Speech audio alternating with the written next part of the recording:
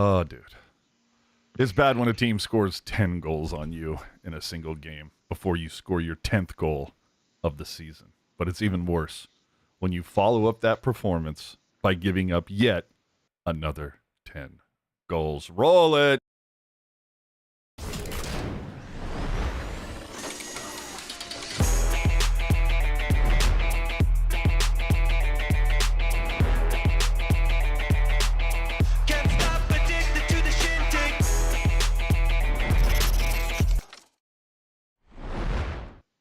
Our expectations, they were low, but oh my God. This team is now this meme. I hate to say it. Welcome back to another episode of the Pucknologists, your only completely live, unfiltered, unedited, uncensored, commercial-free San Jose Sharks podcast, wrapping up yet another week of Sharks hockey here as part of Teal Town, USA. Remember, you can help us stay commercial-free by using that Super Chat option during the live shows, or preferably donate using Venmo and find us at Teal Town, USA. But if it's your first time checking out the cast, remember to subscribe to this YouTube channel and leave your take in the comments section below if you're not with us on the live stream. And if you're audio only, subscribe on your favorite podcast app. And the 24/7 Sharks talk never ends on our Discord channel. Hit up the Jerk Man on Twitter at hockey_jerk to get your very own invitation to the Discord server.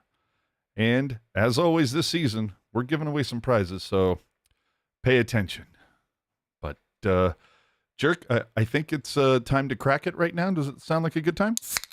Oh, are we cracking it? Okay. Hold on. Let me grab mine. Oh, baby. Hit it, baby. Okay. I don't know if this is going to work, but here we go. Ready? Crack it. Ready? Oh, that sip. Crack. That sip, baby. Oh, man. All right. Dude, the only place to start is, can the Sharks be any worse? I'll be honest with you. Jury's still out. Do I even have the numbers right on the was it Duclair and who else scored last night? Oh, McDonald. Yeah, okay. So I got it right. I don't think I have the goalie numbers right because I just tapped out. I couldn't watch anymore. I'm like, forget it. Oh, AO coming in hot already. Hey, Thank you.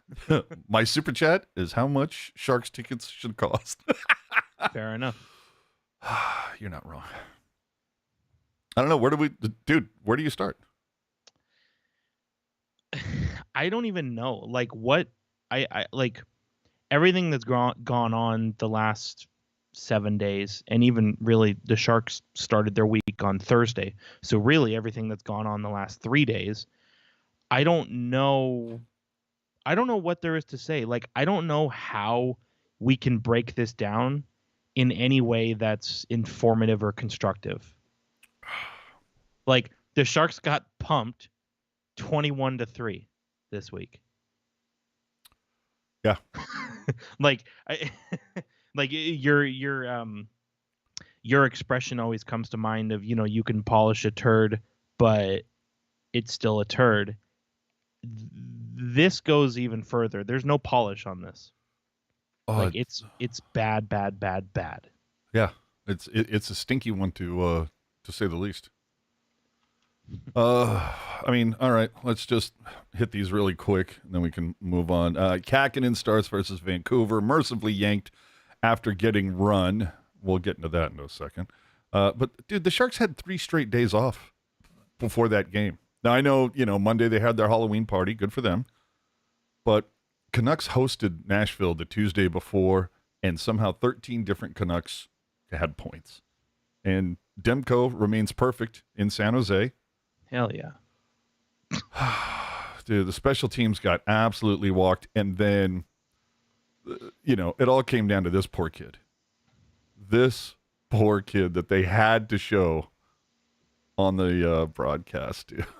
My first Sharks game. And at that point, second intermission, it's 8-0. And it's their birthday, too. Oh, dear God. Like, I hope that the Sharks... I mean, we promise we'll be good when you actually have a job. Right. Like, I don't know. It's like you said, you lose 10-1. Like, you know, that's crazy. That's historical, right? To do it twice, in a row, 2 games in a row, they've allowed 10 goals, which, it, that's not happened in 58 years. You know what I mean? Yeah. Sometimes the Sharks make history in just the worst ways. I would say most of the time they make history in the worst ways. Oh, is it time for a Game 7 wank? Did somebody say Game 7? Let's just recap that game instead. Yeah, no doubt. That's what everybody wants to hear. Right? Sturm, following the game, said you can't blame this on the coaches for the 10-1 hammering, saying we're way too easy to play against. Well, guess what? It's also way too easy to run a Sharks goalie, evidently. Dude, that pissed me off seeing that. What's wrong with these images? Are we not loading? Steven! I don't know. Things are acting a little twerky. Here we go. There it is. Yeah. So Chief gets run, and you got the guy who, that obviously it was, it wasn't intentional. He's just trying to get in there and make a play. But this is what pisses me off, dude. Why are the Canucks helping Kakinen up? Why is there not a single Shark in this? I'm not saying they have to, the team has to roll off the bench and go over there and start throwing hands, but at least help your boy out. Well, and here's the other thing, too. Does this not, like, the fact that, all 5 Canucks players are right by Capo Kakinen checking on him to make sure he's okay, is that, and, there was some conversation about, most of the Sharks players didn't see that Capo was down, which... What the hell are you looking at? Well, but here's what I'm saying is, does that not expose the Sharks defense? The fact that in the defensive zone, the 5 closest players to their goalie were all Canucks players. Like, is that not just an exposure of how bad they're doing it multiple times on this podcast over the years? Oh. All right. And we're back. I don't know what the hell happened there. Are we back? Hello? Wait a minute. Am I using Puck Guy's computer? What the hell happened? I'm sorry. No, dude, the Sharks, they knew where we were going. They dude, did they just hack us? Are we back, by the way? Yeah, we are. Okay. Yeah, wow, that was, dude. Yeah, Jonathan Becker unplugged us. Dude. No, the point I was trying to make is there's just not enough, and when I say not enough, that's not the best way to put it. There's no standing up for one each other. There's no, hey, that's my guy. Like, you better back the shit off. You know what I mean? Like, I remember during the hub season, the season where it was just you only played your division, you saw, I believe it was Max Pacioretty, hit Couture in kind of a not so, I wouldn't say dirty, but it definitely wasn't a clean way. And, despite dressing Curtis Gabriel and making a whole to-do about how he was, going to patrol the ice as the sheriff, like, nobody stood up for Couture. So Couture jumped Pacioretty himself. Well, dude, like, remember when Chara and Kane had a big issue and nobody stood up, and Kane's like, okay, screw it, I'll do it myself. Right. You know what, though? I want to apologize to the people that are with us right now. We're going to have to take like a 5-minute break because I'm noticing a couple things here that I don't like. So we're going to take 5, hang out on the stream. It will go dark for about 5 minutes and then we're going to resume, but I definitely want to tackle whatever this problem is. So thanks for sticking around. We'll be back shortly because this is very much annoying me. So give us 5 minutes, okay, everybody? The whole thing is that I can't. If I hit finish, it's going to stop the whole thing. Mm-hmm. So I don't know. Maybe okay. You know what? Let's just try to trudge on and see what the hell happens. This is super annoying. I have it on my, I have it up on my computer right now, and the audio is fine. It's just the video's a little sketch. The video and the UI is all dragging. Yeah, I don't know what the hell's going on today. All right. Yeah, buffering. So, and the other thing that gets me is Hurdle literally called this out a couple weeks ago. Mm-hmm. You know, it's a Hurdle blast Sharks, lack of response after Predators player runs over Blackwood. It's like, there was like, this isn't something, I mean, it's something that they've been looking at for a couple weeks now. And, you know, it's not as if this was long forgotten. This like literally just happened and you're already like, oh, poor guy Kakinen, he'll be okay. Right. It's, and I wonder too, like the point that we had made last week. I do wonder if, you know, the fact that a lot of these guys, they feel like they're here maybe in transition, like it's one team from the next or one situation from the next. You know what I mean? And I do wonder if that plays a role in it. But I don't know. It's concerning because how much have we talked about, oh, you know, okay, the Sharks are terrible, but they're building a foundation. They're moving forward. They're doing all the right things. And then it's like nobody wants to step up for the goaltender getting blown up. You know what I mean? Mm-hmm. But I mean, dude, it was 4 goals in the first, 4 in the second, 4 or 2 in the third. Is that what it was? Yeah, because so it was 8-0 after 2 periods. Yeah, Vancouver it was 4-4-2, and then Pittsburgh it was 2-5-3. Either way, I think we do have some video from the end of each period from that Vancouver game. Let's see if we can't roll that. Hopefully everything turns out all right. Fucking embarrassing! It's fucking embarrassing! Fucking embarrassing! Yeah, sounds about right. Like, I just don't like. You hear the expression, you know, I'm at the end of my rope, right? Like, the rope has been gone for weeks. Oh, like, yeah. I don't know, like, and this is the thing. Like, losing is gonna make things worse. And then when things are worse, it's gonna be harder to not keep losing. Like, the Sharks are so shell-shocked right now. You know, Riley Smith scored 90 seconds into the game, and you would have a hard time convincing me that the Sharks weren't like, yeah, okay, we're going to lose. Well, like 90 seconds in. They're so rattled right now. Well, dude, like almost half the goals that they've given up have come in the first 3 minutes or last 3 minutes of a period. I honestly feel like the Sharks are just, you know, it kind of feels like to me they know what they are and they know what's going to happen. And so it's like, why bother? That's the vibe that I get, you know, because again, and we're going to get into it much later, but if you recall a week ago when we did our, you know, whatever we're calling it now, Hero Zero or whatever it is, like, if you recall, my hero, I had a 2-pack a week ago. Yeah. Would you be surprised if I told you that I'm literally rolling over my answer because nothing's changed? I have no problems with that. Right, that's what I'm saying. Which is, you know what, bitches, I'm going to put in the same effort that you guys put in. No, but here's the thing: it's so embarrassing that answer is unchanged. You know what I mean? Oh, dear Lord, it's embarrassing. And I don't know, like, I don't know what you do, but I feel like even like obviously the Sharks are trying to bottom out and be terrible and get a draft pick. We all understand that, but it feels like you're just playing in shit. You know what though? I do give him credit because when he got back into the lineup, he started the game playing with some jump. Can't say that he ended the game with some jump, but he started. Well, wasn't he replaced by McDonald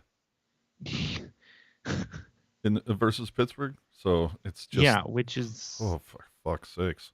Yeah. And then down the years from now, because it was the worst home loss ever at San Jose Arena, there will be people that go, oh man, I remember being there, it was horrible. Well, if you were okay, because yikes, they said tickets distributed 10,700. If there were more than 8,000 fans there, well, but not only that, but why, like, You're absolutely right. Where, down the road, there's going to be, you're going to have 30,000 people who are like, yeah, I was at both those games. It's like, okay, you're just trying to tell a cool story. It's the same people who were at the Timo Meier 5-goal game. It's the same people who were at the game where Eric Karlsson got his 100th point. Like, They're all at the, conveniently, they only go to the games or something notable happens. I wish I had that luck. No doubt, dude. Oh, man. All right, so let's move on to the Pittsburgh game, which, was almost a carbon copy. More of the same, yeah. Yeah, reasonable facsimile, if you will. The only difference I would say is I feel like against the Canucks, I feel like the Sharks were dead and useless the whole game, where I feel like against Pittsburgh, the Sharks were only dead and useless in the second and third period. All right. I could, yeah, the feels. I mean, dude, and I know people were making fun of, and probably rightfully so, but people were making fun of how the broadcast was giving the Sharks an A- grade after the first period while being down 2-0, but I don't think they played all that badly. I think they kind of got victimized by Riley Smith a little bit, but other than that, I thought it was pretty even. Did you see Ian in the chat? I was there, man. Prove I wasn't. And Twansky in the chat. Oh, man. Do you think the Sharks have reached out to Phil Kessel or any other free agents? Dude, if I'm Phil Kessel's agent, I'm not taking any fucking phone calls that has 408. No. You see that 408 area code, you fucking decline the call. Yeah, send that shit straight to voicemail. Yeah, you roll down the car window and you launch that phone out. Honestly, and the thing is, let's just say hypothetically, right? The Sharks, they kind of look at themselves and they say, hey, we're really terrible. Like, we got to do something here.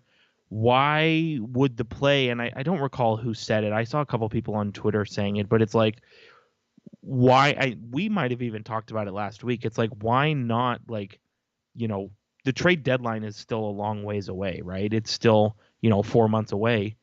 Why not just start our trade deadline sell off now? Keep certain veterans, but if the expectations are way less than zero, and why not just say, okay, all the kids in the lineup? What's the worst that could happen, right? You right. I mean, I bet the Sharks would win more games doing that, honestly. What's the 669 area code? Because Josh said, good to know. Call them off a 669 area code. 669 is also a San Jose area code that's splintered off of the 408 one. Oh, I thought it was going to be the Toronto code or some shit. Basically, from what I understand, if you have a 669 area code, you've moved to San Jose within the last 5 years. Ah. More or less. Oh. Speaking as somebody who's lived in Las Vegas for 4 years and still has a 408 area code, but whatever. I ain't changing that shit. You can't make me. Yeah, I mean, dude, Blackwood gets a start, got yanked after getting scored on more than Lauren Boebert at a Beetlejuice play. Oh! Kevin LeBanc gets healthy scratched. Dude, we were all juiced to have him back, and then he's already getting scratched. Which I don't understand. I don't understand healthy scratching anybody. Okay, so you take what's the benefit of having, I don't know, Cunnin in there or Smith over LeBanc? Aren't we desperately, aren't the Sharks desperately searching for any type of an offense? And you're going to take oh, hold on, wait for it. Game 7 hero Kevin LeBanc. Right, but here's my point. So they come out so the lines are announced for the Pittsburgh game, right? And it was okay, Hoffman's going back in, LeBanc is coming out, McDonald is going in, and I can't recall who came out for McDonald, but it was they announced these line changes, right? And I'm just sitting there, I'm thinking, what's the difference, right?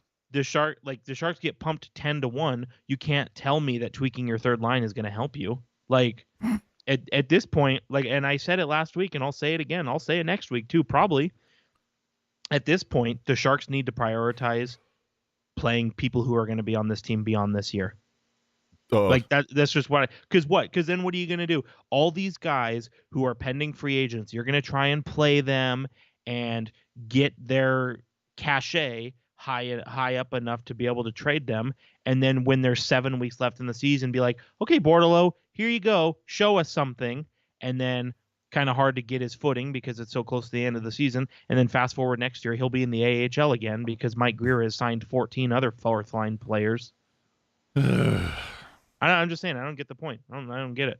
Well, and the only time that the Sharks could score versus Pittsburgh were on the power play, yet somehow couldn't score when they got 52 seconds of a 5-on-3. Well, here's the other thing, dude. And didn't even get a shot on goal with 5-on-3. Dude, this week, the Sharks have only scored on the power play. Remember when that was their Achilles heel? Dude, the Sharks literally cannot score unless the deck is stacked in their favor. What does that tell you? Dear God. Hey, it's fair and square, and you suck. But if we stack it in your favor, you might do okay. Like, it's terrible. It's terrible. Well, Vlasic following the game said, we all have to play together. We've all been on our own page the last couple weeks. And I'm sorry, that's from the pregame. But we've all been on our own page the last couple weeks. Again, how is this still a thing? Goalies get run, somebody gets run or whatever, don't see the guys rally. And then wasn't it Martin Jones's last season here when he was saying at the end of the season or towards the end of the season, everybody was kind of just doing their own thing? Yeah, everybody went their own way. Yeah. And it's like, and here we are again. Of course, lest we forget, at the end of that season, when the media asked Bob Boughner if he had any thoughts on the starting goalie for the last couple games of the season, and he basically said, not Jones. Yeah. So, there's a reason for everything. Oh, man. Oh, okay. AO is correcting me. It said that 5-on-3 with only one shot on goal. Hella pissed me off. Okay. I didn't see the one shot on goal. I'm not, I'm sure it did happen, but I was starting to fade in and out at that point. I mean, it's. I'll tell you this, and I'm sure you'll agree with me. It's a really good thing that the NHL puts together such in-depth highlight packages. Hell yeah. Right? Because, obviously this is our commitment to you to talk about the games that we watch and let you know what our thoughts are, but it's taken a lot more work than usual to fucking keep up here. Dude. And, look, I know over the last 4 seasons, 5 seasons, whatever, I've had a lot of fun. Who hasn't? Poking, prodding, beating the EK65 drum. We know this. But, dude, those signs on the glass. Chief putting a sign on the glass. EK65, your deal sank the Sharks. And then a shot of the day he was brought in, and it's the day when Sharks were doomed. Thanks, DW. And that Chief actually got that sign on the pregame show as well. And for the person who did send me this photo, you know who you are, and I super appreciate it, dude, because I couldn't believe that. When I saw that, I was like, okay, see, I'm not the only one. Now, I'm not saying I agree with what the sign said. I just think it's funny that it's like, okay, I'm not the only one who thought like the Sharks probably could have done better than, going with EK65. But dude, you and many people were very hot about that. Better to remain silent and be thought a fool than to speak and remove all doubt. Hey, now. I mean, honestly, like, it had people talking, dude. It had people talking. It did, and I understand that. But okay, I've asked the question so many times, including on this podcast, and I will ask again, just for fun. Sure. Did Erik Karlsson cause COVID? No. No, he did not. Did Erik Karlsson tell Jonas Donskoi, Gus Nyquist, and Joe Pavelski, hey, you guys should not sign here, and you should go take better opportunities elsewhere? Because keep in mind, Jonas Donskoi, he wasn't getting the money that Colorado paid him from the Sharks. Gus Nyquist wasn't getting that money from the Sharks. Well, dude, so how many Pucknologist episodes did we start off with you going, it's day whatever in the year of our Lord, and Jonas Donskoi still hasn't scored a goal? Well, and that's the thing. Like, I do feel bad because Donskoi did end up having to retire for injury-related reasons. But you recall last year he didn't have a goal in like 40 games, and I remember having the conversation with you of like, this is the guy that's supposed to fucking rescue the Sharks. Like, it's just so stupid to me because, and I know you have to play the hand you're dealt. I totally understand that, but you need to not you, just generally speaking. You need to think back to the summer of 2019. Nobody knew what COVID was. It was, one of the few things that was universally agreed upon was that in 5 years or less, the salary cap was going to be $100 million. Mm-hmm. Nobody knew what the COVID was. So I don't know how, I don't know why, I don't understand why Erik Karlsson is being blamed for easy target for sure, which I understand. But I'm just telling you, if you blame Erik Karlsson for what is going on with the Sharks right now, I personally think that you are stupid. And if you don't like that, if you think I'm being harsh by saying that, you're probably one of the people who thinks Erik Karlsson is to blame. Yeah, and I just showed the sign because I thought it was funny. It was definitely it's hilarious. Yeah, it was definitely something of note. And I see the comments in the chat. Obviously, I don't want to relitigate the whole Evander Kane deal or the contracts that Vlasic or Hurdle got, or obviously the Karlsson deal, or not giving Pavelski the third year, not getting Tavares. Like, I don't want to go down that fucking hole again. Right, but your point, but it was a funny sign. but to your point, that road goes so much further, right? It goes. I mean, you could argue, like, if you want to, I don't really think it would be all that of a convincing argument just because of what the Sharks did after he left. But if you really want to stretch this thing out, you could say that not re-signing Marleau in 2016, started all of this. You could say it. I don't think you would be making a good point, but you could say it. Dude, I think you need to get together with Dangle and do one of those those family tree videos. Yeah, well, like again, like the salary cap. I know it didn't do what it was supposed to, but it was supposed to do something, right? And I don't know. This is the other thing that I find hilarious is, the day that the Sharks acquired Erik Karlsson was when everything went to shit, right?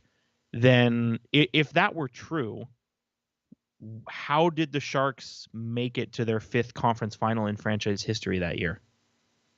How did the Sharks ice the best team they've ever iced in their franchise history?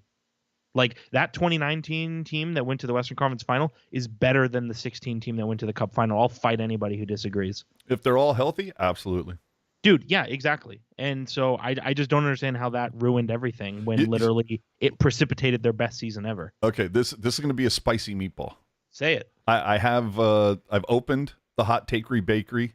I've pulled, dude, steam is coming off of this. Call me a conspiracy theorist if you will. Sure.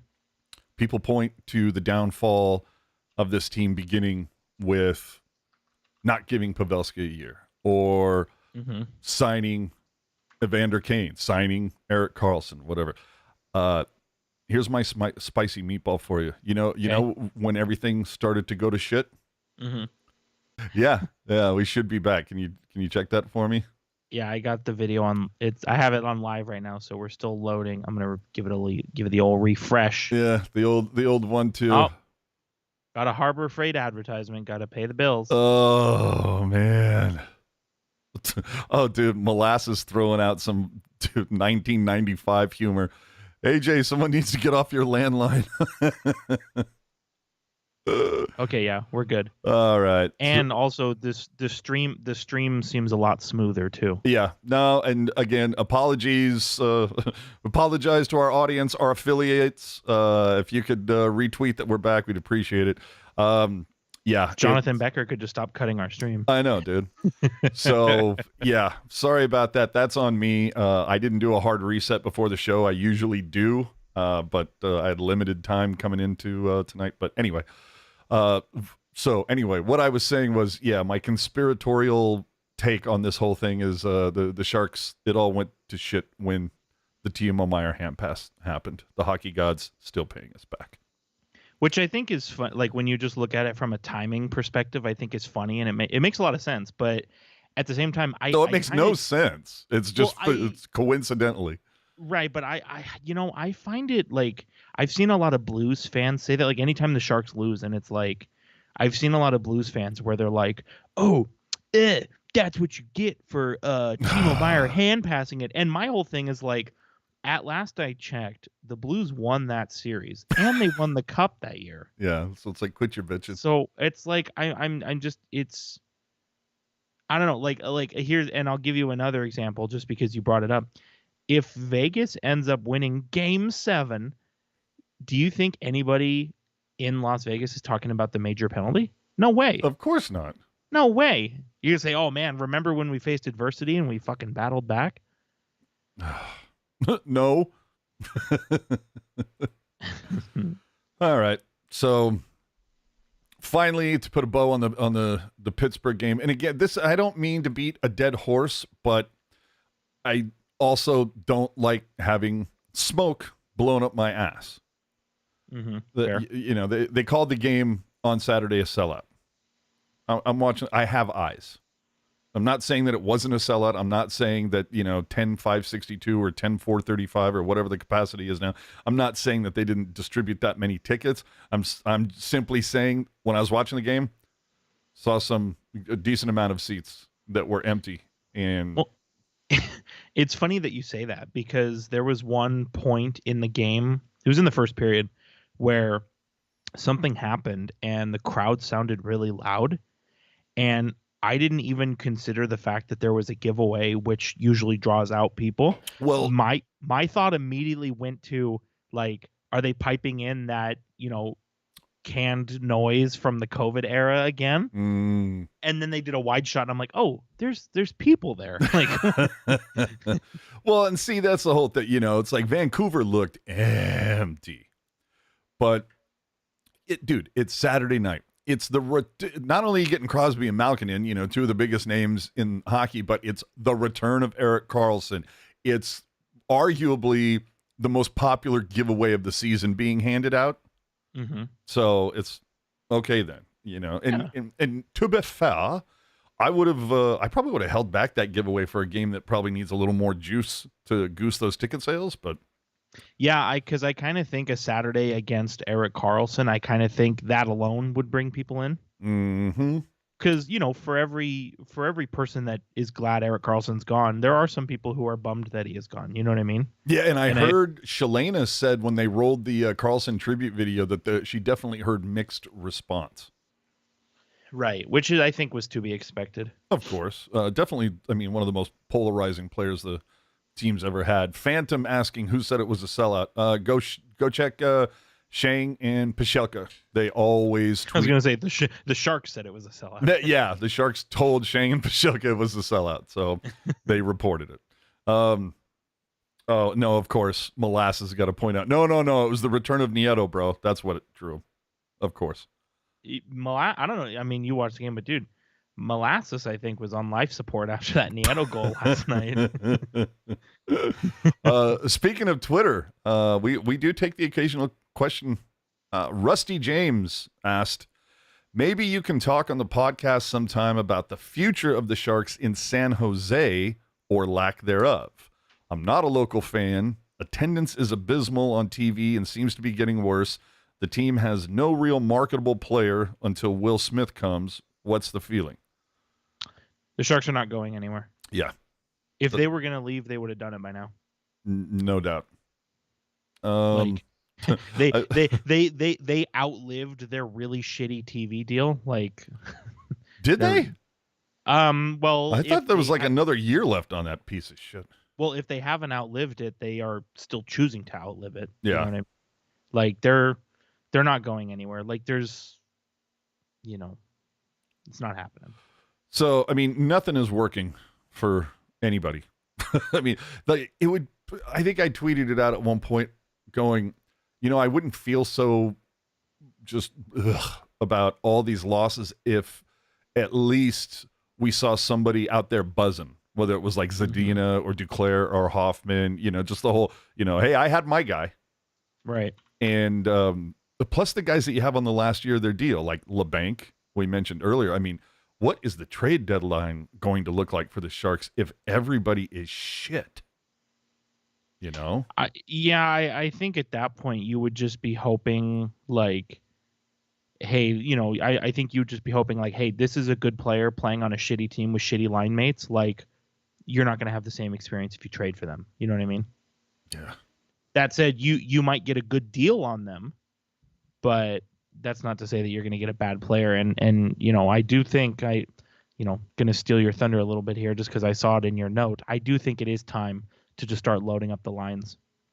Totally. And Ricky has a good, solid point in here. Of course, winning is what's marketable, not players. Fair weather fan isn't that informed about prospects either. And yeah. I mean, let's be honest, dude. Hurdle and Couture are really the only Eklund to a slightly lesser degree, maybe Ferraro. Those are your faces that you're putting out there. But here's the thing, dude. I'll do you one better. Everybody on the team has the capability to be marketed. The Sharks just do a shit job at marketing. Fair point. Like even in the days of Pavelski and Couture and Marleau and Thornton and all these guys, like they've never done a good job at marketing their players. So I do think it's a bit it's a bit of a misnomer when people say, oh, the Sharks don't have any marketable players. No, they're all marketable. The Sharks just don't market them. Like if you're the Sharks, like, and this would require self-awareness, which you and I agree, there's not a lot of that going around. But if you're the Sharks and you like the last 5 weeks, you have, the last 5 weeks you've been watching and you see that William Eklund is your your MVP of the season, which albeit doesn't, really mean all that much, but Eklund's been the best player this season. Why are you not turning around and pumping out a commercial like, whether or not you actually think it's true, just the future is now. William Eklund and the San Jose Sharks are taking on the Calgary Flames. Yeah, absolutely. Why not have it be situational? Why not say, okay, who is playing well for us these last 5 weeks? It's Eklund and it's Zetterlund. All right, let's fire up a commercial with them. Dude, big time. No, they don't do shit. They haven't done shit since. You remember those real goofy commercials where it was like, so and so. Pavelski's a shitty detective, but he's a great hockey guy. And those commercials were on random. Those commercials were on random channels too. Yeah. So like you, if you're not a fan, you could put your eyes onto hockey related things. Yeah, I'd see those ads if you're watching a Giants game or an A's game in April or October. You know what I mean? Yeah, now all you see is just billboards about Erik Karlsson cleaning out the trash. And we'll get to that. Stop. Don't be a spoiler. Do you think anybody gets waived? No. Just because what are you going to do? You're just going to bury a body in the AHL?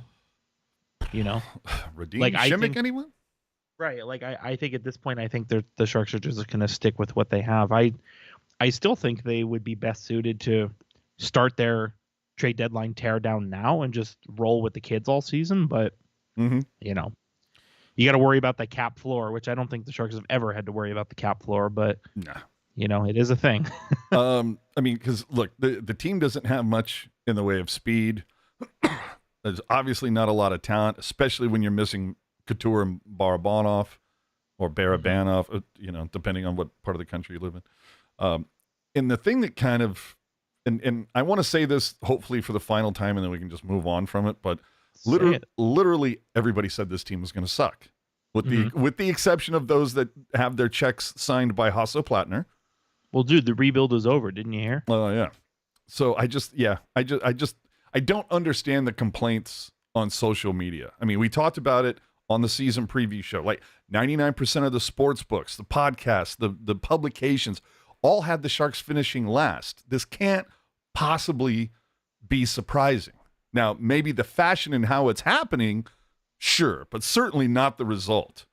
Dude, the top 3 goal scorers, or I shouldn't say goal scorers, just point getters for San Jose are not currently on the team right now. Karlsson's in Pittsburgh, Myers in Jersey, Couture's at his house trying to get better. Well, not only that, dude, but what if I told you that 2 of the guys who are tied for the top 5 in scoring this year are in the AHL? What if I told you that? So, and that goes back to the commentary that I made earlier when it's like, okay, you come in and it's like, we lost 10-1 and we are absolutely disgusted. So to show you that we care and we're adjusting, we're going to healthy scratch our 10th best forward. Like, like, come on. Like, who are you fooling? Well, and is Thrun still tied for like top among the defense in points? He is, well, so because McDonald had a goal last night, he's tied for defensive scoring on the team. Yeah, okay. And how many games has McDonald played? McDonald has played 2.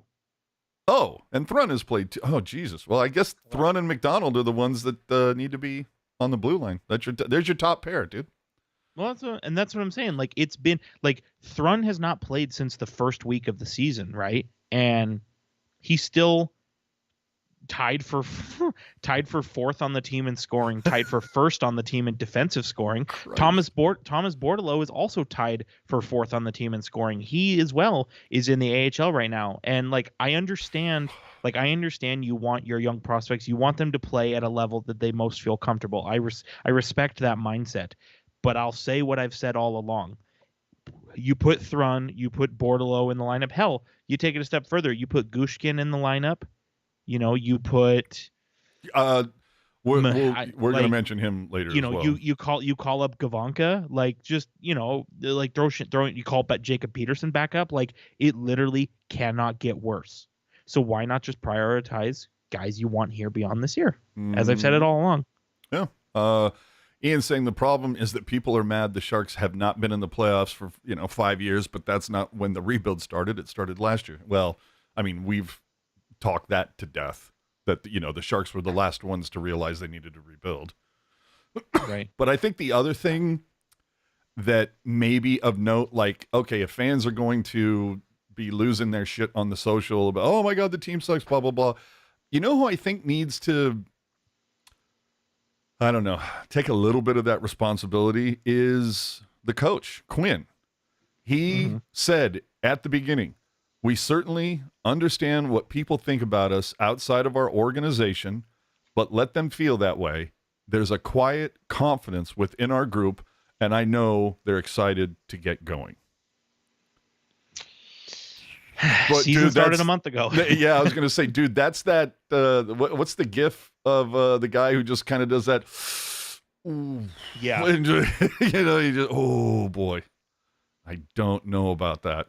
So, Shang asked Quinn if he was worried about his job, and Quinn basically said, no, I understand you got to ask that question, blah blah blah, but whatever. But is Quinn not worried about his job because no one else in their right mind would take this gig? Well, and it's something that you brought up the question a week ago, and we kind of agreed that firing Quinn would be stupid. But I believe it might have been Mark Purdy who pointed it out. But maybe like regardless of the product on the ice, like maybe Quinn needs to go because it seems like the players are not responding to him. And that's something that I hadn't considered when we were having our conversation a week ago. And if that is a thing that's happening, then I think absolutely you got to get rid of him, especially, it's apparent to me that guys like Eklund and guys like Knizhov and Zetterland they're not going anywhere. Like they are part of this future and they're going to be in the lineup on a nightly basis. So, Was anything about Quinn? Do you have any recollections of anybody saying something like this when he was in New York?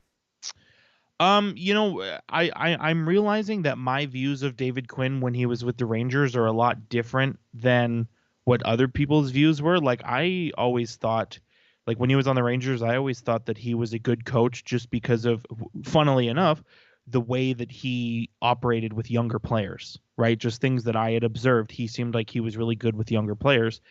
But then if you ask somebody who's a Rangers fan or you ask somebody who's a fan maybe on the East Coast or in the Metro Division, they kind of tell a different story. Yeah, they're like almost the polar opposite. Right. Well, look, and I know Ian loves to joke from time to time with the whole fire everyone.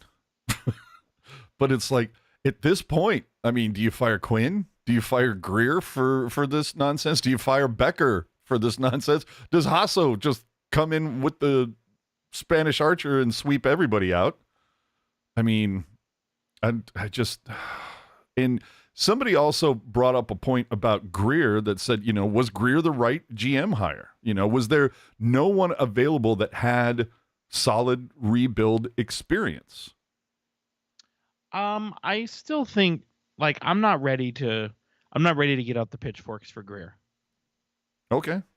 Like, because just objectively, for like, I give him credit for identifying that the Sharks are brutal and that they need to rebuild. I give him credit for that. That's not that hard of a realization to come to, but he still did, right? And I give him I give him credit for doing that. I give him credit, the way this year's roster is constructed doesn't look good, obviously, but that was kind of the idea, right? Mm-hmm. And so I think, I don't know, I don't blame it on Grier, just because I still think Grier has been a net positive in terms of what he's brought to the team, And I see there's some conversation about Jonathan Becker needing to be called out. Like, no, like that is the most ludicrous thing I've ever heard. And Oh, I'm right there with you. It's just, again, we pay attention. We read some things on social media, and sometimes you go, okay, maybe this is a question worth asking or talking about. And then there's other times that you just dismiss it. But I don't know. Sometimes I'm like, because let's be honest, dude, when they announced Grier, it was like, oh, fuck, here we go. Another former Shark, right? Dude, in 1 year, 2 years, 5 years, however many years it takes for the Sharks to rebound and to be a playoff team. Again, the 30,000 plus people who were at Timo Meier's 5-goal game and were at Erik Karlsson's return game, how many of them are going to say, oh man, I remember the lean years. You should have been there. We really powered through. All of those people are the ones that are bitching right now and saying, oh, I don't want to be a fan of the team anymore. Berg coming in. Why did Hasso buy the team if he lives in Germany most of the time? Was he really expecting to make a lot of money asking for a friend? There's only 230 people in the world that have more money than him, so maybe he just likes hockey. That question is a bit of a trap, though, because I would say I feel comfortable saying, actually, that there's 32 teams in the NHL right now. I would say 24, which is 75% for the math majors. I would say 24 of the 32 team owners don't live in the city their team plays in. Solid point. So I understand there's always a lot of dialogue about Hasso-Plattner where, oh, he should be more involved, he should make a statement, he should do this. Why? Like, what's the point of hiring people to do a job if you're just gonna step in front of them every time? Yeah. I've made the point 1,000,001 times. You go ask anybody who's had a boss on their ass 24/7. Yeah, nobody they don't likes last a very long at that job. Yeah, nobody likes a micromanager. And the whole thing, it's like, you hired somebody to do a job, let them do the job. But they're just with the whole Mike Grier thing, and I know a lot of people are like, oh my God, another former Shark. But let me see, how does it go again? There are those that remember what was. There will always be those that are unable to accept what can be. You cut out. Can you say that again? It was the clip from the Avengers. Oh, okay. I was gonna say it started, and then I was like, wait a minute, I don't hear it anymore. Yeah. So, and actually, with things, now that the stream seems to be rolling well and everything, I can probably go back to the norm, if you will. All right. So, look, I mean, how many goals for the Sharks have come even strength versus special teams? Dude, half. 6 5-on-5, 6 power play. Current goal differential, -43. I mean, good Lord, dude. They've given up 40 even strength goals. They've given up 14 power play goals, and they've given up a shorty. Man. So it's going to be real fun. 4 games coming up this week. It's going to be quite the let me ask you this. I'm scared.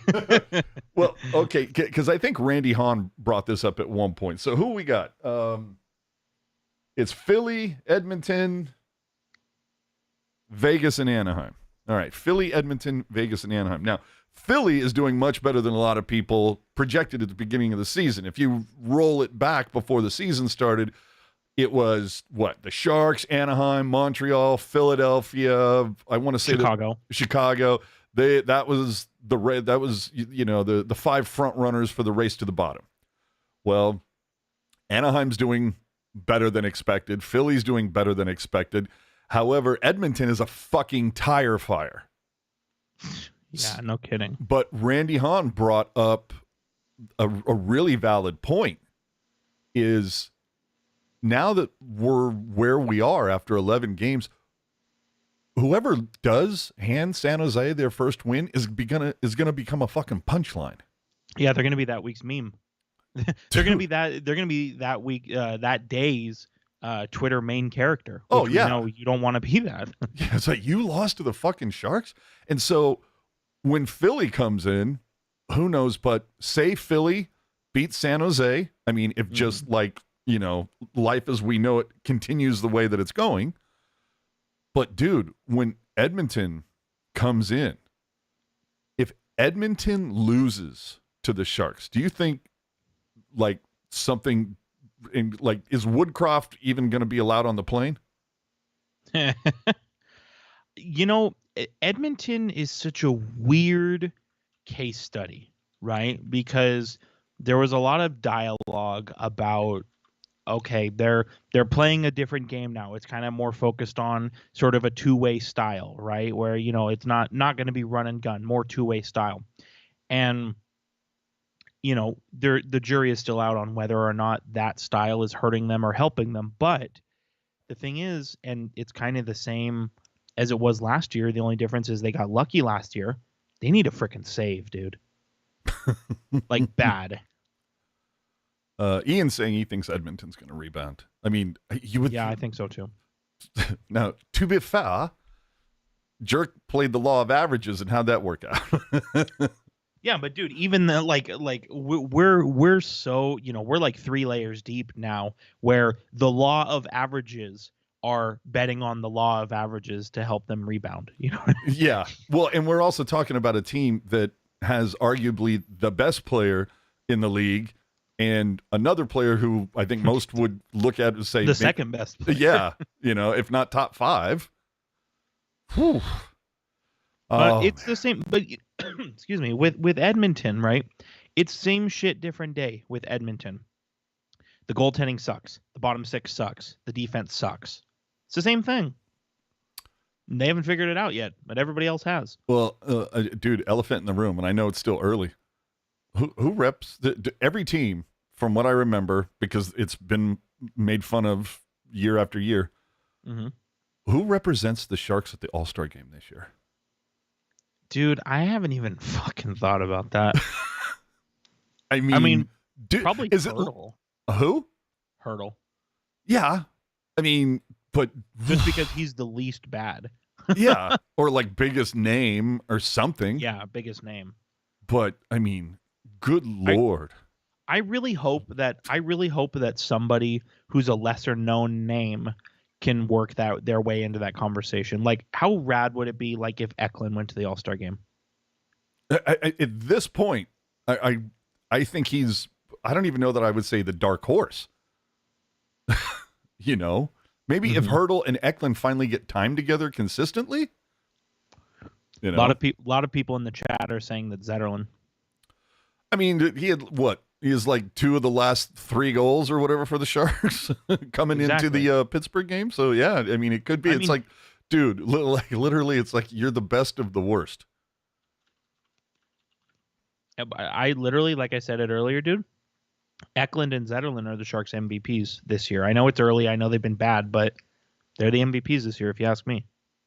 Sharks are not allowed at the All-Star game. I like that. Well, you know what? Speaking of it, let's get to our hero and zero for these. I mean, good fucking luck, dude. Go ahead. So last week, as you all may recall, for my hero, I had a 2-pack. It was Eklund and Zetterlund because they were the only ones who were either contributing offense or attempting to generate offense or playing like they gave a shit, right? Sure. And as I alluded to at the top of the show, my 2-pack for hero is rolling over again this week. It's William Eklund and it's Fabian Zetterlund, because to me, they are the only players, in the case of Zetterlund, scoring, and in the case of Eklund, generating scoring chances, and the only ones playing like they give a shit. Mm-hmm. And I do give an honorable mention to the goalies only because they've had so much mud flung at them that is undeserved. Completely agree. My hero for this, it was out of the Vancouver game. I'm like, oh, this is easy. It's Kevin LeBanc. Finally got a start. He picked up a point on the goal. The one goal that they scored when it was 10-0, right? Right. However, despite getting an assist on that goal, he was scratched last night. So I'm kind of like, I don't know. I guess I'm just going to stick with LeBanc because it's like, you know what? There were 2 games. Sharks gave up 20 goals. He got pounded. He was only around for 10 of them. So good on you. Who's your zero? Everybody that's not the 2 guys I listed for my hero. Actually, no, I apologize. I'm gonna change my answer on the fly. My 0, and it's definitely short term. Things can change. My 0 currently is Mike Grier for not allowing Henry Thrun and Thomas Bortolo to play on this team. And Jacob Peterson. Spicy meatball, baby. I love it. Yeah. My 0 for the week. Look, I'm not going to call the person out by name, but let's just, no, I don't want to because they're not here to defend themselves. Sure. But let's just say that there is a particular podcast that, let's just say is, and website that, actually comes out of an area that is very, very close to where Hockey Jerker is right now. And, once it got to the point where they're getting pumped 10-0 or whatever, decides to come in and go, let's look at our friends up in San Jose. I mean, it was just a straight troll job. It's like, dude, you're coming off, you cover a team that just won the cup in 6 seasons. Dude, remember when Mark's... It was just like, dude, what's the opposite of BDE because you just showed it. Yeah, well, dude, remember when Mark Stone was skating around the ice with the cup and they were like, yeah, but remember Game 7? Remember the major penalty? Like, dude, like those guys, like they're real nice guys. Like the few interactions I've had with them, they're nice guys. Yes. But the crying and complaining about things that have to do with the Sharks it's weird. More than anything, it's weird. The fact that they refer to it as not a penalty or a major, just worry about yourself. Yeah, let it go. But I'm rolling a 2-pack for this one. This goes back to the social media stuff from earlier. Dude, I'm so tired of the "you're not a real fan if" crowd. Like, you want to compare receipts? Have you looked at my fucking office? What did the "you're not a real fan" crowd say? Oh, it's that, if you don't go to the games, even though they suck and, and still support them, you're not a real fan. And then, and it's like people are bitching about Quinn. They're bitching about Grier. They're bitching about everything.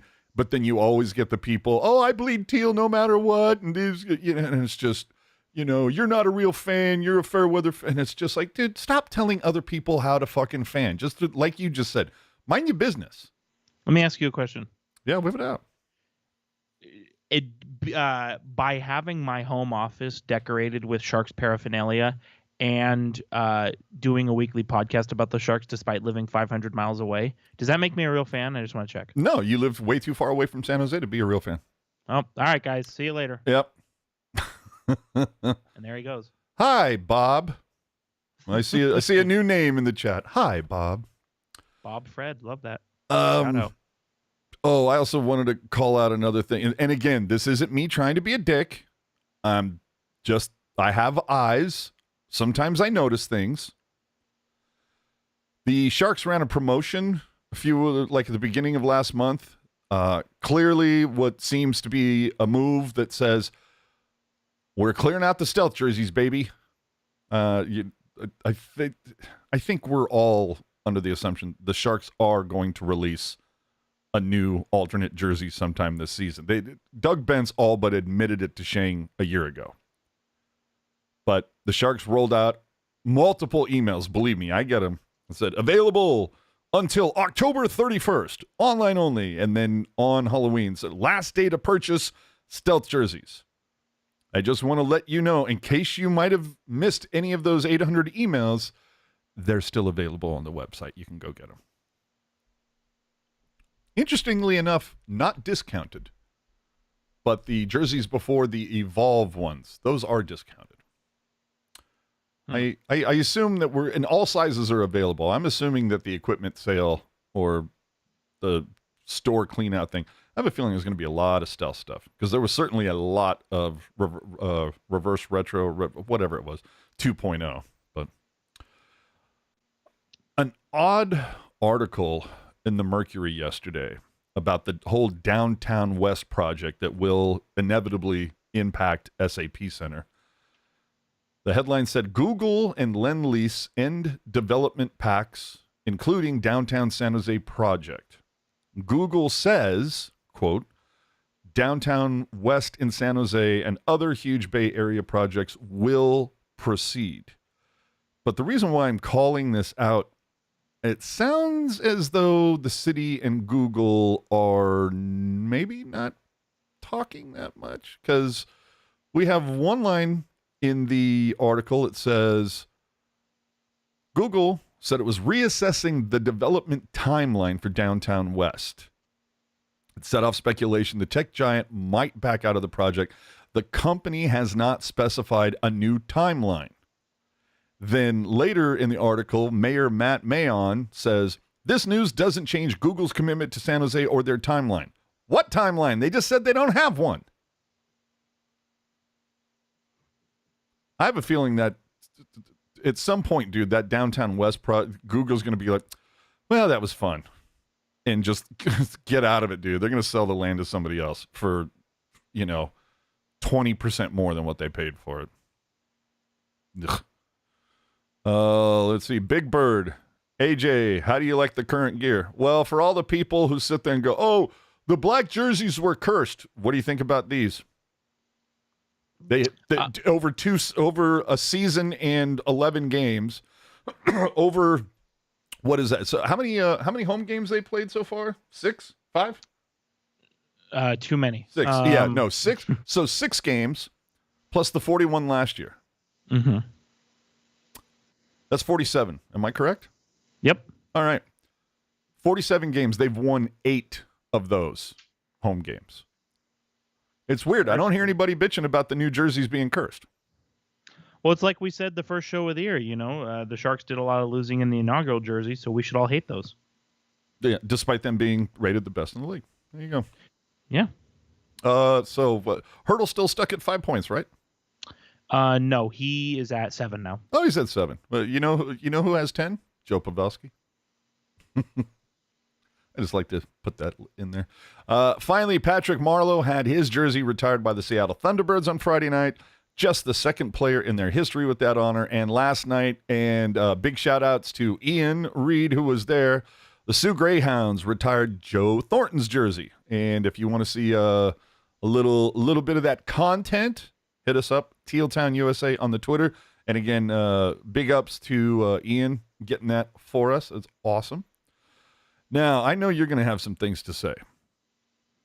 Moving on to the NHL at large, the NHL announced that the team that plays in a city called Ottawa will forfeit a first-round draft pick for their role in the July 2021 trade of Evgeny Dadonov from the Senators to the Golden Knights and the subsequent invalidated March 2022 Dadonov trade between the Golden Knights and the Anaheim Ducks. Ottawa will forfeit its first-round draft pick in one of either the 24, 25, or 26 drafts. The determination as to which pick will be forfeited will be made by Ottawa within 24 hours of the conclusion of the draft lottery for that year. And then Dorian gets a pink slip and everything like that. But I do believe we have a little image to show about Ottawa and this whole announcement.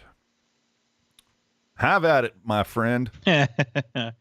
So I think it's worth mentioning just right off the top, Ottawa absolutely should be punished for what transpired here.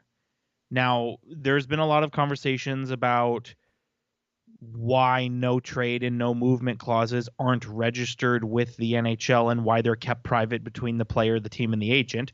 I think that's a totally valid conversation to have, and I think I think trade protections should be registered with the league. The only problem, the reason why they're not, is because shit gets leaked, and you can't have people's feelings getting hurt like that. So I understand why they're not registered, but I do personally think they should be. That said, if they were registered, this wouldn't have happened.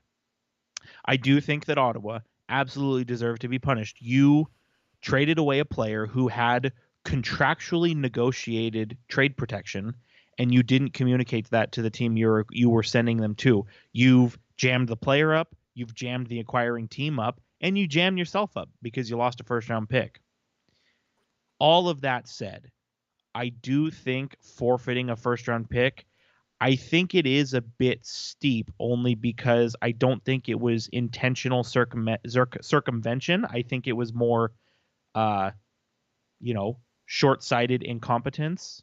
Like I don't think Ottawa was like, yeah, fuck Vegas, we're going to keep this from him. I think somebody just screwed up and made a mistake. And I think a punishment is deserved, but I think a first-round pick is a bit extreme. I also think the first-round pick is very extreme when you compare it to the fact that the Chicago Blackhawks were fined $2 million. Which they made in tickets once they got Bedard. Right. The Blackhawks were fined only $2 million for burying a sexual assault 13 years ago. And there were some stupid idiots who replied to that tweet you have on the screen who said, the player didn't want to draw attention to themselves. If you read every article written about it, go read Rick Westhead's work. People who are victims of these crimes, they don't stay quiet because they don't want to ruffle feathers and they don't want to cause problems. They stay quiet because they're afraid and they don't feel like they have the power to speak up. And we saw again, I believe it was yesterday, there's conversations about potentially another victim within the Chicago Blackhawks organization.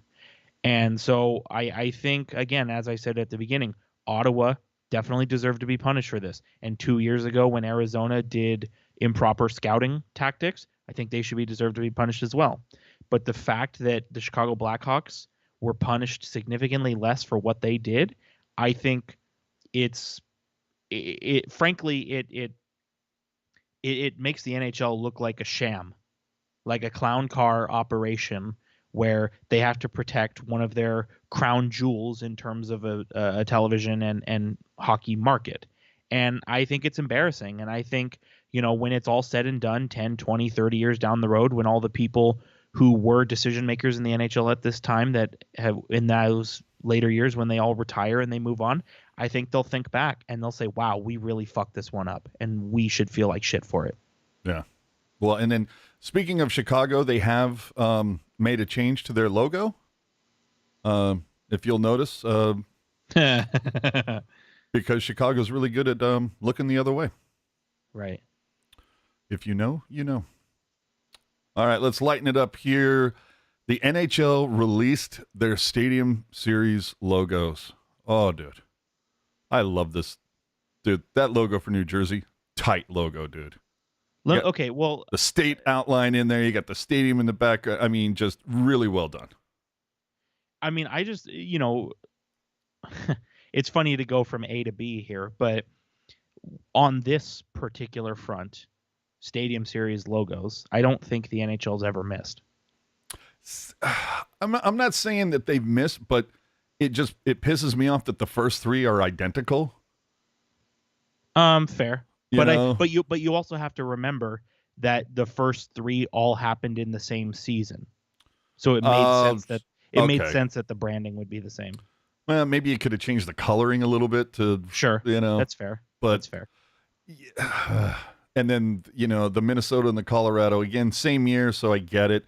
But I think my point being is that it's clear they could do some very cool stuff, and it just bums me out that both the NFL have fallen into this trap.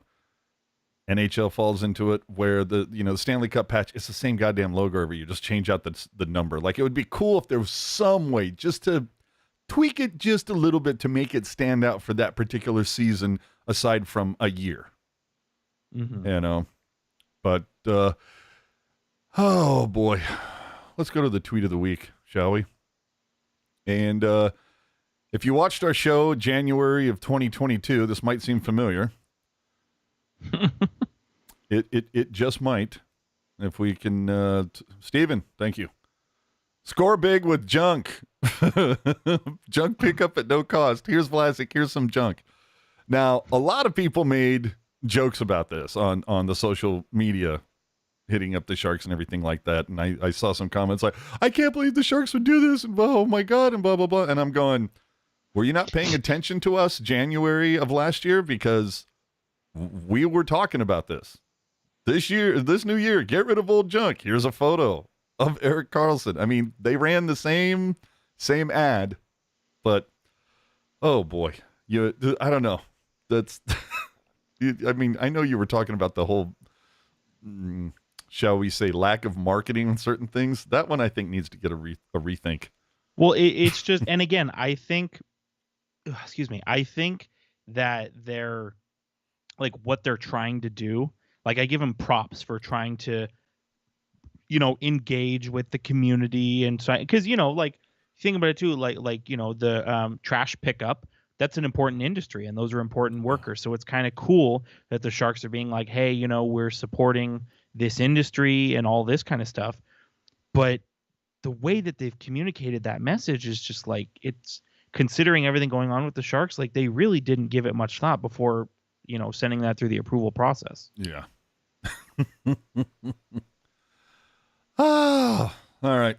We're almost out of here. Take it easy. Ooh, Barracuda.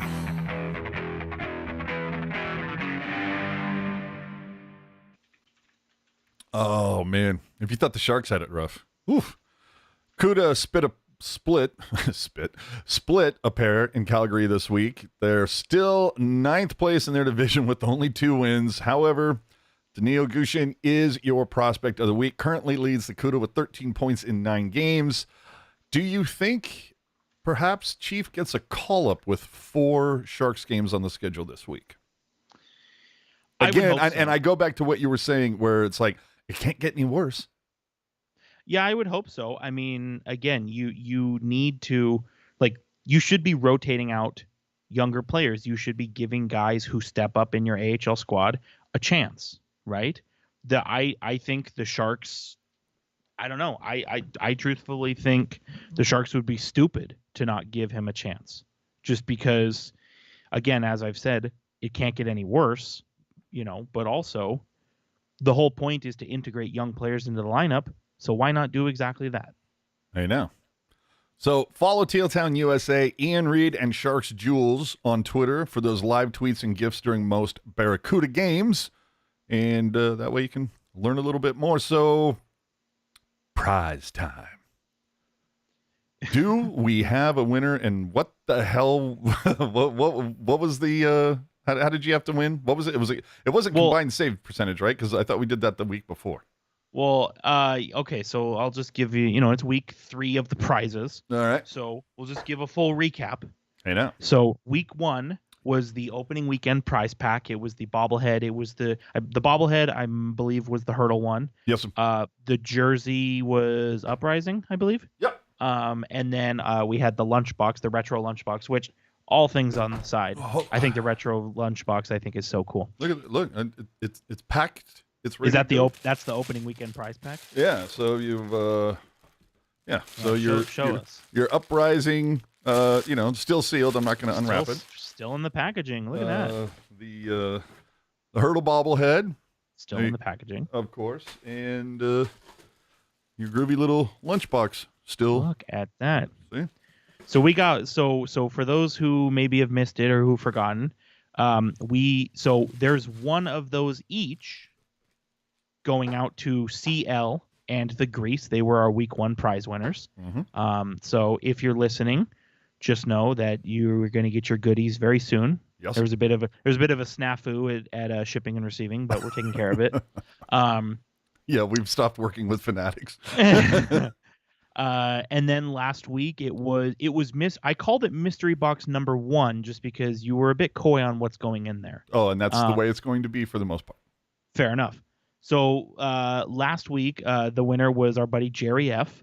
We also had a fake winner, Brandon Workman, because I don't know how to do math. Oh, yes. So again, 2 quote unquote winners from last week as well. This week we'll call it mystery box number 2. This week we only have 1 winner this time. I hope. Oh man, here we go again. If I've done the math wrong, I may need to just resign from the podcast. But so the question was, in a long-winded way of answering your question, excuse me, what would be the combined shots on goal for the Sharks against Vancouver on Thursday and against Pittsburgh on Saturday?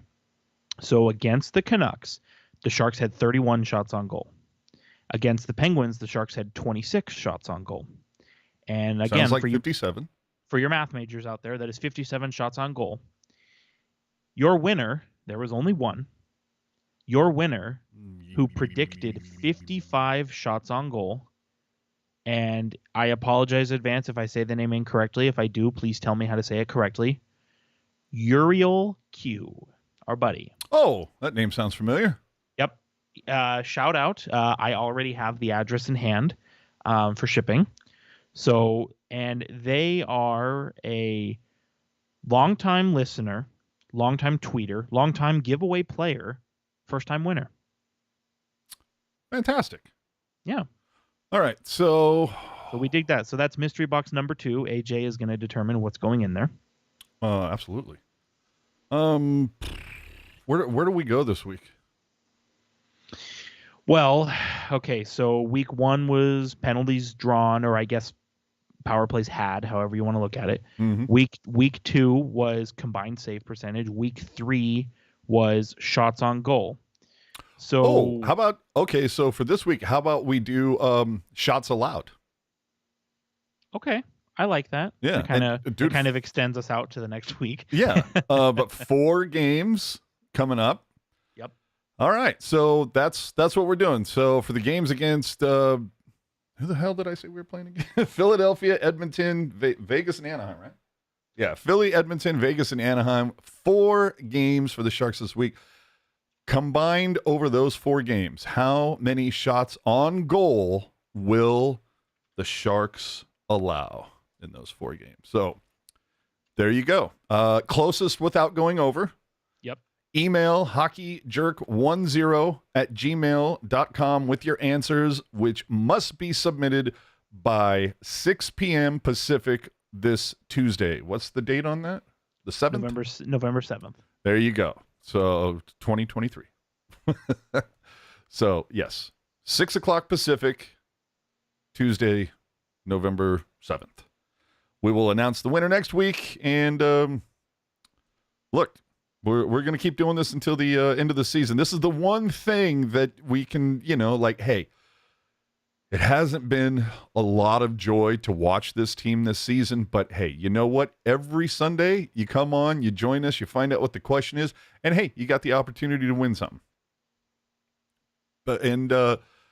Speaking of winning, I do believe I won myself another bet this week.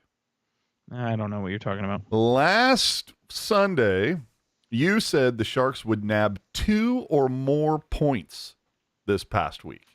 In these 2 games. They, in fact, did not, sir. So we're up to $20 now. Which I'm happy for you that you've strung together some wins. But you have to admit that at least half of your wins are happy accidents. Oh, I mean, well, I don't know, dude. Well, okay. Dude, I think if Cunnin you probably had a tell shot. me- When if you said you- when you said the Sharks are going to go 3-1, I was like, get the fuck out of here. Yeah, that one was a bit fraudulent on my part. Yeah. But and the you- EK if- thing, I think, could have went either way. But if you were going to sit here and tell me that, 2 months ago, you thought the Sharks would be, you thought the Sharks would be, what even are they? Are 0-10-1? If you told me that you thought that at the beginning of the season, you are a liar. Yeah. Well, I'm gonna give you an opportunity to win some of this back. I have a new bet. I have a new bet for you. So there are 35 home games left. I'm gonna let you set the over under as you do. How many games will the Sharks play out of the remaining 35 where they give out tacos? For those of you who don't know, Oh gosh. that means the Sharks have to score 4 goals or more for that to happen. Gosh. Okay, so you're talking about for the rest of the season. For the right? rest of 35 games left at home. How many of those games will they score 4 or more goals? Yes. I in my mind, I have what I think the over under is. I'm dying to hear what your take is. I'm gonna look up some stats really quick. Talk about something else. All right. Well, the Sharks will play 4 games this week, including, as I said, Philadelphia, Edmonton, Vegas, and Anaheim. If there was ever a time to get a win, you'd think it'd be then, but I think we might have said that over the last 2 weeks. So the game against Anaheim, as you may know, happens next Sunday. What does that mean? Pucknologists take over. Boo. Boo. What time is that game at? So that's a 5 o'clock start. So that means we're probably going to be All right. good, close to coming on probably 7:45-ish. I can deal with that, I think. All right. So that's the deal for next Sunday. I think that's our first Pucknologist. Oh yeah, because the Capitals one was so early. So yeah, our first Pucknologist takeover. So Puck Guy, Ian, Landy, Jules, Dana, enjoy your night off. There you go. So, have you reached your over under, or do I need to share some more news? Nope, I got it. I believe Out of in 35 the remainder of this NHL hockey season, 35 home games remaining. Yeah. The Sharks will score 4 or more goals at least 7 times. Boy, that's a spicy meatball. At least 7. At least 7. Okay. I'm going to take the under. Jesus. All right, I'll be. This is my moment. The $20 I owe AJ, I'm getting it all back right here. Oh, is that how we're rolling it? No, we don't have to do it. All right. So over under is 7 out of the remaining 35. Everybody checking us out right now in the live. Put You're yours gonna write in. that down, right? Yeah. Write that shit down. But I'm interested to know the people with us live in the chat. Well, if you had to put money on that, what are you betting? I guess if I think it'll be 7 or more, I guess that means the line would be 6.5. Yes. So over under 6.5 home games where they score 4 or more goals. There you go. That's the best way to ask that question. So what? Yeah, the people with us, I'm interested. Put you betting if the line is 6.5 out of the remaining 35. Whew, give me your numbers. He's under Sharks Jules under 100%. Wow, a lot of people saying under. Okay, Dude, all right, that's fair. Yeah, I'm hammering the under, bro. Here, can I give you my inspiration for coming up with that? Sure, absolutely. Now, I know the Sharks are where they are right now. I completely understand that. I'm waiting for the one hero to come in the chat and take the over, but go ahead. So here's the thing to keep in mind. Regardless of what's happened up to this point, the Sharks forwards as a group are better than they are than last season. And last season, between home and away games, so out of 82, last season the Sharks scored 4 or more goals 25 times. How many of those games included Timo Meier? Fair point. I don't know. Run the numbers. Get back to us next week.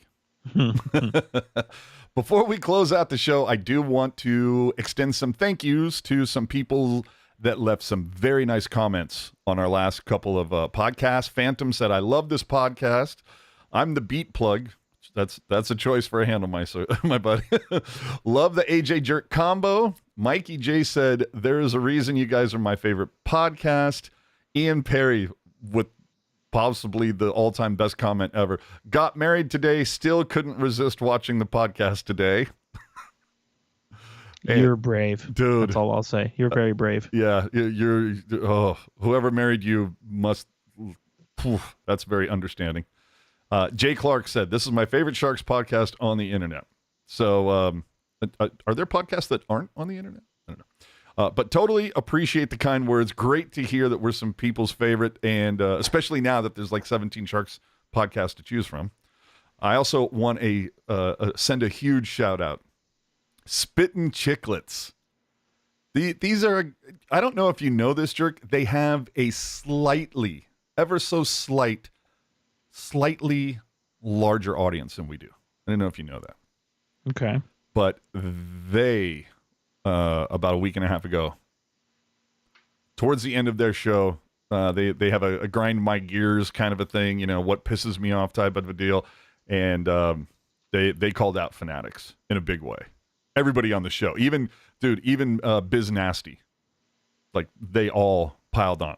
But they called out the Fanatics Sucks account and just tore Fanatics a new one, saying, how the hell does the NHL, the 10-year fucking deal? Are you kidding?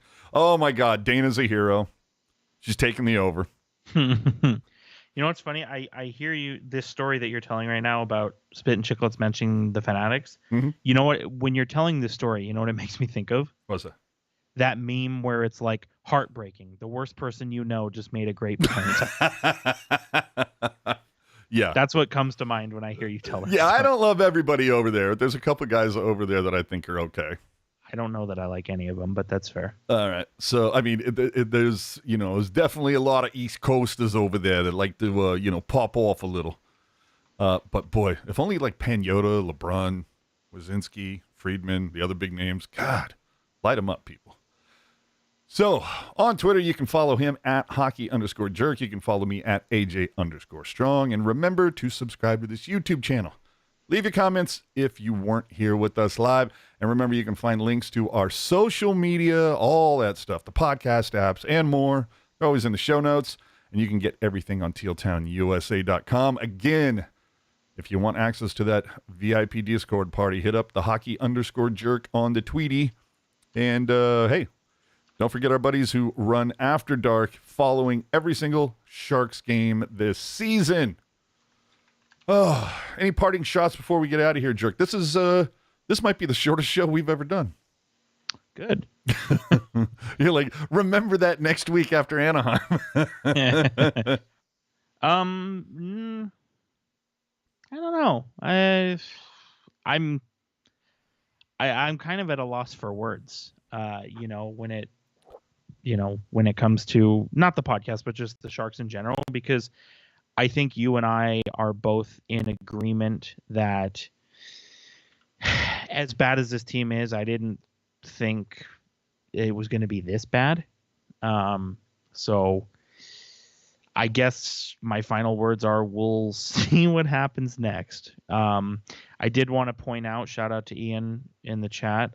Felix, our buddy, did an article about the new sort of movement on wearing neck guards in hockey across the world. Definitely give that a read. I love the takes that Felix brings to the table in his articles. And as an aside, do whatever you want, but I personally am considering buying a neck guard. So my recommendation is you should do the same if you play hockey at any level. There you I'm go. just saying, This brought to you by Stamps.com. Well, no, because I think about it like this, like obviously I have a wife, and but I have a wife, I have animals, I'm gonna have kids someday, I would hate to not be there for them because I bled out on a Tuesday at midnight. You know what I mean? Big time. Playing adult league hockey. Yeah. So just something to think about. For me, the Sharks have they've scored 1 goal in 7 of 11 games, including 2 shutouts. Which is wild. They get worse as the game goes on. They've allowed 12 goals in the first, 15 in the second, 17 in the third. The one thing that you could kind of hang your hat on last season was the penalty kill. It was essentially, especially once Meyer was gone, like it was the one thing you can say, well, at least that is working for us. The penalty kill is now 32nd. For those of you who don't know, there are only 32 teams in the league. Last I looked, the net PK, that's now in the basement. Last season, the Sharks averaged 2.33 goals per game. Right now, after running the numbers, they're at half a point per game. And the previous 2 seasons, in 21-22, the Sharks, 5.13 points per game. Last season, 5.43 points per game. Again, the team that had Timo Meier on it. Right now, the Sharks are 1.78 points per game, and obviously trending downward. Will the Sharks put the no in November? As in no wins, no defense, no trust, no fun. No like playing here. I'm scared to ask. Dude. I said it. I think you would vouch for me. I said very early on, and and this is not me trying to pat myself on the back, but I said it kind of jokingly. Watch the Sharks going to put the O in October. Fuck me. Here we are, man. All right, so there's going to be 4 games this week. If I would say if the Sharks don't find a win this week, I don't know. Do you think Quinn's still here? I'm not saying rightly or wrongly. I'm just saying at some point there's going to be a price that has to be paid. Quinn perhaps gets scapegoated.